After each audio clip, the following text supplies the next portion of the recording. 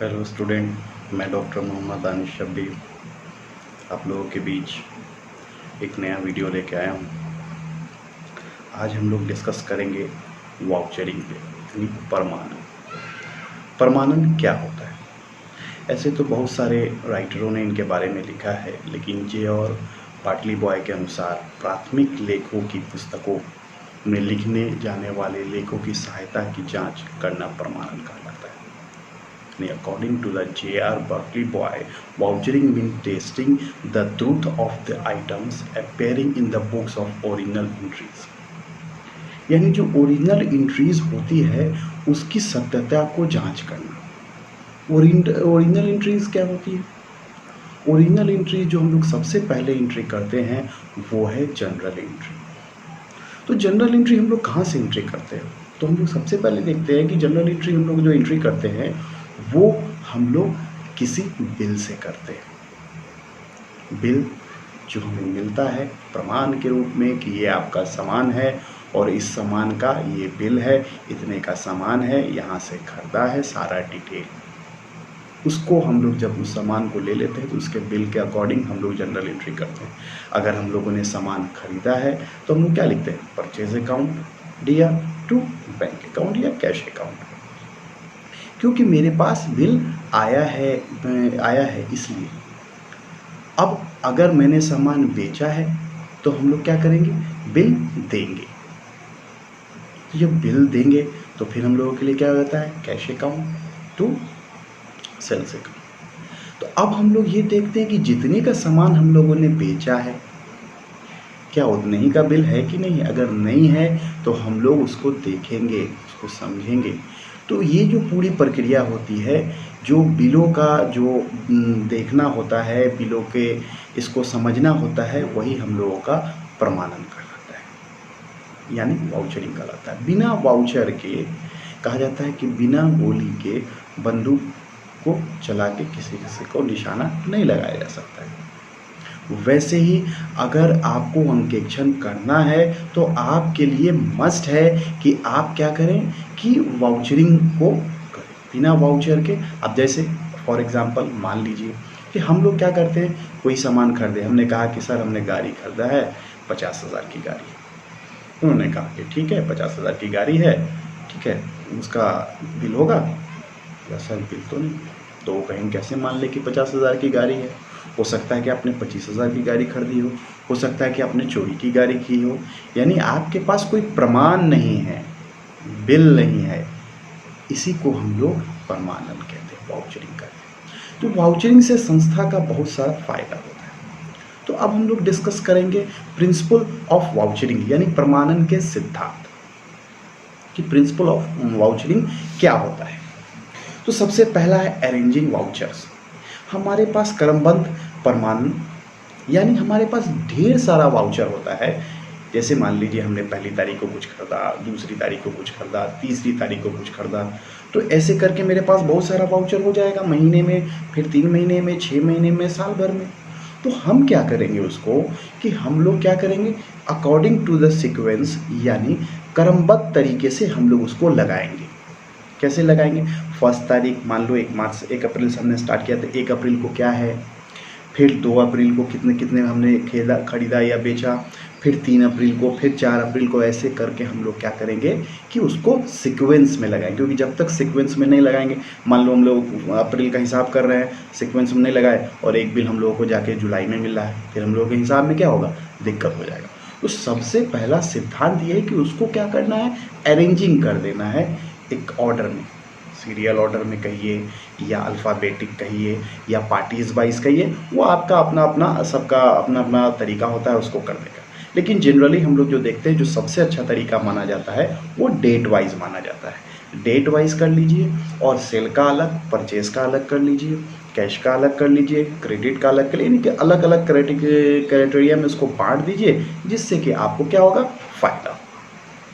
अब दूसरे पॉइंट पे डिस्कशन करते हैं। तो चेकिंग ऑफ डेट, यानी तारीख की जांच कर लेनी चाहिए कि जो वाउचर जिस दिन हमने लिखा है जनरल एंट्री में उसी दिन का वाउचर है कि नहीं। फॉर एग्जांपल मैंने कोई सामान 5 अप्रैल को खरीदा है तो 5 अप्रैल को ही का ही वाउचर होना चाहिए। ऐसा नहीं कि हमको 10 अप्रैल का वाउचर देंगे, तो जो ऑडिटर होगा उसको नहीं मानेगा, बोलेगा नहीं भैया आपने 5 तारीख को सामान नहीं लिया है। इसका विशेष ध्यान रखना है कि जिस तारीख को हम सामान ले रहे हैं बिल भी उसी तारीख का होना चाहिए, दूसरे तारीख का बिल नहीं होना चाहिए। उसके बाद क्या करना है, तीसरा जो पॉइंट है वो compare the words and figures, यानी शब्द और जो शब्द में लिखे गए हैं और जो आंकड़े हैं दोनों की तुलना कर लेनी चाहिए। यानी 12,500 का मैंने सामान खरीदा है तो 12,500 का सामान मैंने लिखा है कि नहीं लिखा है, या हमने 25,000 का सामान बेचा है तो हमने 25,000 का सामान लिखा है कि नहीं लिखा है। अगर नहीं लिखा है तो फिर देखेंगे कि ठीक से नहीं, क्योंकि यही एरर हम लोगों को क्या करेगा, जो ऑडिटर आएगा ऑडिट करने के लिए वो हम लोगों को पकड़ेगा। किससे पकड़ेगा, उसी वाउचर से, वाउचर को और जनरल एंट्री को क्या करेगा, कंपेयर करेगा। जैसे ही कंपेयर करेगा तो वो क्या करेगा, उस एरर को डिटेक्ट कर देगा। तो हम लोगों को क्या करना है, कंपेयर कर लेना है कि कोई भी त्रुटि, कोई भी दिक्कत हम लोगों के बीच ना रहे। तो ये विशेष ध्यान रखना है हम लोगों को जब हम लोग अपना वाउचरिंग या परमानन करते समय। उसके बाद आता है चेकिंग ऑफ ऑथोरिटी। ये चेकिंग ऑफ ऑथोरिटी क्या है, यानी जो आपके पास अधिकार दिए गए हैं अधिकार की भी जांच, यानी कौन बेच सकता है, कौन खरीद सकता है, कौन कैश रिसीव कर सकता है, कौन पेमेंट कर सकता है, सबके लिए एक विशेष अधिकार दिया जाता है। जैसे सुने होंगे किसी को सैलरी मिलती है तो फलाने आदमी का जब तक दस्तखत नहीं होगा सैलरी नहीं मिलेगी, या हम लोग कोई सामान खरीदने जाते हैं तो जब तक हम लोग कैश काउंटर पर पैसा नहीं देते हैं तब तक सामान हमको नहीं मिलता है। ऐसा तो नहीं कि हम लोग जो हमारा सेल्स बॉय है उसको पैसा दे के ले लेते हैं, कभी देखे नहीं। या मॉल में शॉपिंग करने गए हैं तो आप लोग मॉल में देखे होंगे कि सबसे पहले हम लोग अपना सामान सेलेक्ट कर लेते हैं और सेलेक्ट करने के बाद कहाँ जाते हैं, काउंटर पे जाते हैं, बिल काउंटर पे, वहाँ बिलिंग कराते हैं। बिलिंग कराने के बाद वो क्या करता है, सारा कुछ कंपेयर करता है कि जो मैंने लिखा है रेट और जो मैंने ये किया है वो दोनों है सही कि नहीं। तो इसलिए, और कि ऑथोरिटी क्या है कि जिनको ऑथोरिटी है आपका बिल काटने का वही आदमी काट सकता है, दूसरा आदमी नहीं काट सकता है। उसी तरह जिसको पेमेंट करने का ऑथोरिटी है वही पेमेंट कर सकता है, जिसको पेमेंट रिसीव करने की ऑथोरिटी है वही रिसीव कर सकता है। आप लोग अगर गए होंगे तो क्या होता है कि जब गाड़ी खरीदने जाइएगा या मॉल में जाइएगा या कुछ अच्छे शॉप में जाइएगा तो वहाँ स्पेसिफिक जो आपके ये होते हैं सेल्स बॉय होते हैं, उन्हीं से आपको सामान लेना होता है। दूसरा आपको वो सामान नहीं देगा, वो कहेगा ठीक है सर आ रहा है, वो देगा आपको। तो आएगा, वो बोलेगा सर क्या लेना है, तो हमको सर कपड़ा लेना है, तो वो कपड़ा दिखाएगा। उनके पास सेल्समैन है लेकिन ऑथोरिटी नहीं है उसको देने की, उसको बेचने की ऑथोरिटी नहीं, वो दूसरी जगह खड़ा हुआ है। इसलिए हम लोगों को इसका विशेष ध्यान रखना है कि वो ऑथोरिटी होनी चाहिए कि जिसको जो ऑथोरिटी मिली है उसका हम लोग जाँच करें। अब आती है बड़ी कि transaction must be related to business, यानी कि लेन देन जो होना चाहिए वो व्यापार से संबंधित होना चाहिए। ऐसा ना हो कि आपने जो वाउचर दिखाया है वो व्यापार का ना हो, कि अपने व्यापार का ना हो, कि जिस व्यापार का हम लोग ऑडिटिंग करा रहे हैं दूसरे व्यापार का हो या मेरा पर्सनल खर्चा हो। तो ये चीज़ नहीं होना चाहिए, यानी आपको लेन देन जो है वो व्यापार से संबंधित होगा तभी वो वाउचरिंग वैलिड होगा, नहीं तो वो वैलिड नहीं। उसके बाद आता है केस ऑफ पर्सनल वाउचर्स, यानी व्यक्तिगत वाउचर जो होगा, जो अपने यूज़ के लिए हम लोग किए गए हैं उसको हम लोग अलग कर देंगे। क्यों अलग कर देंगे, हम लोग देखते हैं कि जनरल एंट्री भी बनाते हैं तो वहाँ जो व्यापारी होता है वो क्या करता है, अपना वाउचर जो है वो उसको ले क्या लिखता है, स्पेसिफिक ड्राइंग अकाउंट लिखता है, इसलिए कि उसको उस समय खोजने में आसानी हो जाए कि ये मेरा वाउचर है, इसको हमने अपने खर्चे पर्सनल खर्चे के लिए किया है। जबकि बिजनेस के खर्चे के लिए करते हैं तो जो चीज़ हम लोग खरीदते हैं तो परचेज अकाउंट, जो चीज़ बेचते हैं तो सेल अकाउंट, कोई दिक्कत नहीं होता। लेकिन अगर हम लोग अपने लिए कुछ खरीदे हैं तो हम लोग लिखते हैं ड्राइंग, अपने लिए कोई चीज़ यूज़ करते हैं तो उसके लिए उसका वाउचर स्पेसिफिक अलग करके हम लोग रख देते हैं। उसके सबसे महत्वपूर्ण परमानन में जो बात है वाउचरिंग में वो है इम्पॉर्टेंट नोट्स। जो महत्वपूर्ण लेख हैं उन लोगों को आपको नोट करके रख लेना होगा कि ये गड़बड़ी हुई है या ये चीज़ है, इसमें हम लोगों को यहाँ पे इस डेट को ये वाउचर नहीं मिला है, या इस वाउचर में इतना अमाउंट ज़्यादा लिखा गया है या कम लिखा गया है, या ऑथोरिटी नहीं थी, उस ऑथोरिटी के बाद दूसरे उसको उसने कंप्लीट कर दिया है, या फिर इन्होंने पर्सनल वाउचर अलग करके नहीं रखा है, या ये बिजनेस से रिलेटेड में जो भी चीज़ है वो। उसके नेक्स्ट पॉइंट आता है भुगतान का, यानी पेमेंट का, कि पेमेंट क्या है। तो पेमेंट कौन कर रहा है, कितना कर रहा है, कब कर रहा है, कैसे कर रहा है, सब पे डिपेंडेंसी होती है। क्यों? क्योंकि अगर मान लो हमको 1 जनवरी को पेमेंट करना है और हमने क्या कर दिया है कि उसको 31 जनवरी को किया है, तो हम लोगों को 1 महीने का इंटरेस्ट पे करना होगा। तो संस्था के लिए क्या होगा, वो नुकसान हो जाएगा, ज़्यादा देना होगा। जब मेरे पास पैसा था तो आपने क्यों नहीं दिया। या फिर 1 महीने पहले ही हमने पेमेंट कर दिया, तो अगर पहले पेमेंट करते हैं तो डिस्काउंट मिलता है, बाद में पेमेंट करते हैं तो इंटरेस्ट चार्ज होता है। तो हम लोगों को क्या होगा, डिस्काउंट मिलेगा। अगर डिस्काउंट नहीं मिला है तो भी हम लोग देखेंगे। तो इन सब बातों का पेमेंट करते समय हम लोग ध्यान देते हैं। बिल ऑफ एक्सचेंज आप लोग पढ़े होंगे, उसमें इन सब बातों का डिस्कशन किया हुआ है। अगर मैंने बिल ऑफ एक्सचेंज पे वीडियो बनाया तो आप लोगों को वो बात पूरी खोल के मैं समझा दूँगा। उसके बाद आता है नेक्स्ट पॉइंट, प्रिंटेड वाउचर होना चाहिए। यानी जो वाउचर हो, कच्चा बिल नहीं, सुने होंगे कच्चा बिल और पक्का बिल।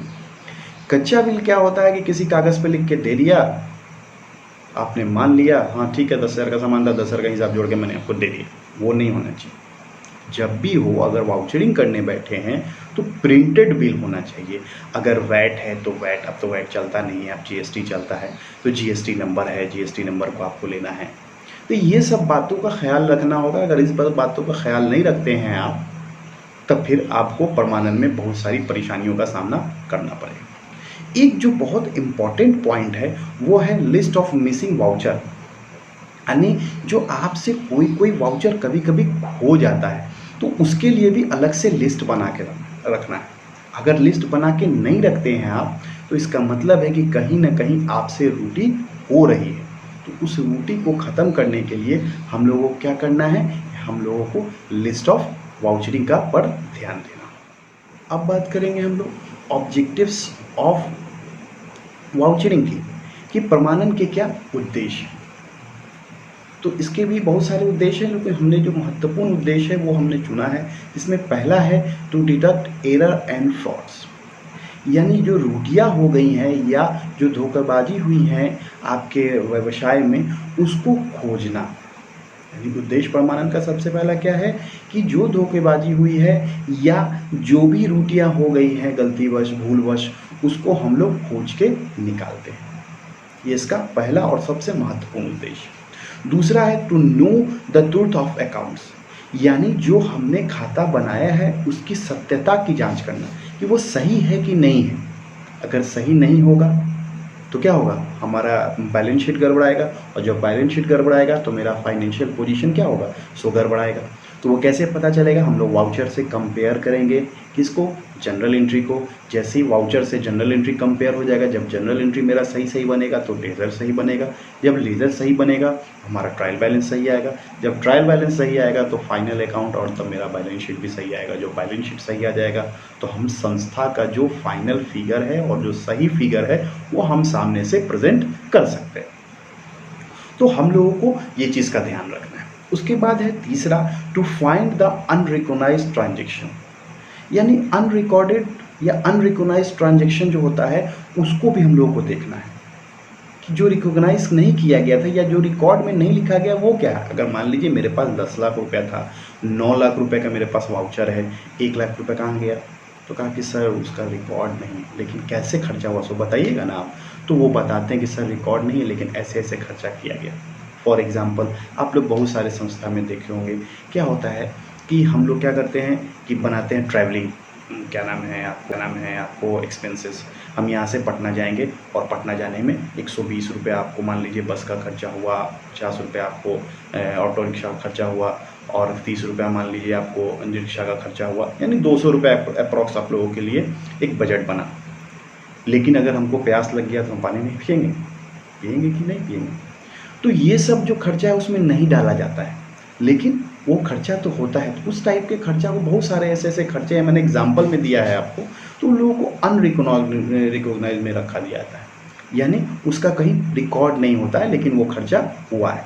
तो उसको भी ध्यान रखना है कि कहाँ कहाँ कितना खर्चा हुआ, सही खर्चा बताया जा रहा है कि नहीं। मान लीजिए हम 20 रुपये के पानी की बोतल है और हम कहें 50 रुपये में पानी की बोतल लिए, तब तो ऑडिटर आपसे पूछेगा कि नहीं भाई 20 रुपये में पानी की बोतल आती है, रिकॉर्डेड है, इसका मतलब थोड़ी कि आप कुछ भी बोलिएगा हम मान लेंगे।